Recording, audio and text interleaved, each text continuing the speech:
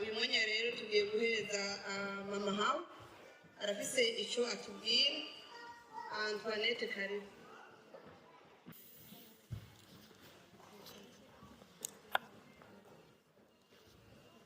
Yemwe ndazi ko twatinze cyane twafashe umwanya muremure ariko twihanganire kandi mutubabarire birakenewe. Yewe ndi hano rero I'm here. Nigende umudamu userukira abandi mu cyaro women representative. abafite icegera cyanjye Mariana. I have my assistant Marianne. Dukorera hamwe. We work together. Kandi mu bumwe and also in togetherness.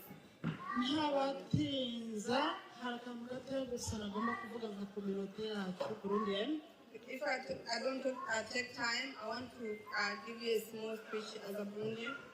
Hari aho tugenda mu yandi makominote ariko abarundi baradushimira cyane. When we go to another community, they are appreciating us or praising us. Baradushimira inyifato yacu. They praising us how we are. Mu ncamake utazi akamaro ka community. For those who doesn't know the importance of community, irashobora kuba itogera akamaro kuri wewe ariko kugira akamaro ku mwana wawe ubyaye. It might not be important to you, but it may be important to your own child. Community ushobora kuyibona hano hari ikintu cyo gushitsa gufungwa ariko nka community iserutse karonka ikintu kitwa uburemere muri dosiye yawe. You may fall or you may be in prison, but when the community come, it may be strong for you on your own case. Kandi urumva tutabanye kumwe hano biragoye kugira ngo uzoshikire community ku kibazo uronse tutigeze tukubona mu mfashanyo zawe cyangwa ukuboko kwawe n'ubwitange bwawe. If something like that happened to you, but we haven't seen you in the community, it might be hard for you to approach us.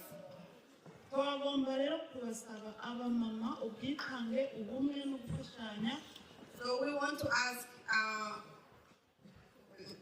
women or ladies to be strong and also to be togetherness, because we can.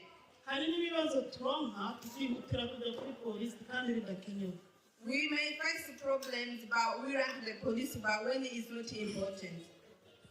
Police may not assist us in anything. Only police they can do is just to destroy. I want to ask you. Nukuri niba ufite ikibazo utanyizeye wizere umukuru wa community w'abapapa afite abamwegereye bo mubikira ibanga kandi nawe akukurikira ibindi. I want to ask you, you may not trust me, but I trust the leader of the community, Burundian. He also has the people who he works closer with. He may keep a secret for you if you don't trust me. Hari sinye yo gushira ku rupapuro ugiye kugufunga kandi ukufungana.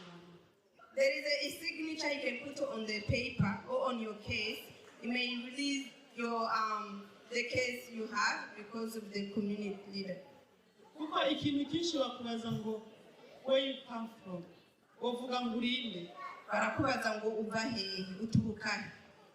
Biragoye kugira ngo wisobanure kuko kugira ngo bagufashe muri cya kibazo batigeze bakubona mu bintu bibi. It may be hard to explain where you come from when they haven't seen you in the community. In other words, let's not be far from our work as a woman, Burundian women.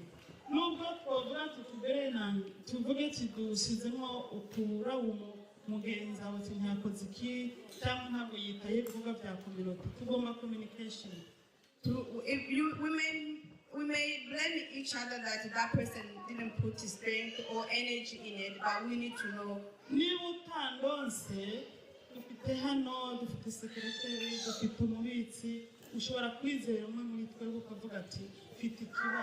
If you not get hold of me, I have an assistant, I have a secretary, and I have a treasurer, and also we have a group in general. We always put messages, but we don't see respond. ibyo rero bivunana intege byari mu ncamake muri ayo babwiye. That are discouraging us. So that's the little I have to tell you. Murakoze cyane kandi Imana ibahe umugisha. Thank you so much. God bless you.